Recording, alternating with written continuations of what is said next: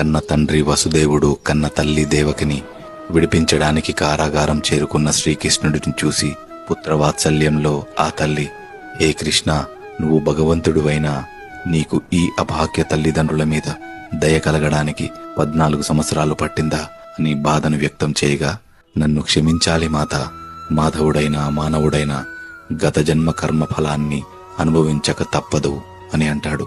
కృష్ణ, దేవుడువైన నీకు గత జన్మ కర్మ ఏముంటుంది నాయనా అని తల్లి అడగగా, లేదు తల్లి, నాకు కాదు మీకు. గత జన్మలో మీరు నా పినతల్లి దశరథుడు భార్య కైకేయి. 14 సంవత్సరాలు నేను నా కన్న వాళ్లకు దూరం అవడానికి మీరే కారణమయ్యారు. అందుకే ఈ జన్మలో ఈ ఎడబాటు తప్పలేదు అన్నాడు. అయ్యో కృష్ణ, నేను ఎంత దౌర్భాగ్యురాలిని, ఆ అదృష్టం తల్లి యశోదకెలా లభించింది అని అడుగుతుంది. ఈనాటి నా తల్లి యశోదనే ఆనాటి నా కన్న తల్లి కౌశల్య.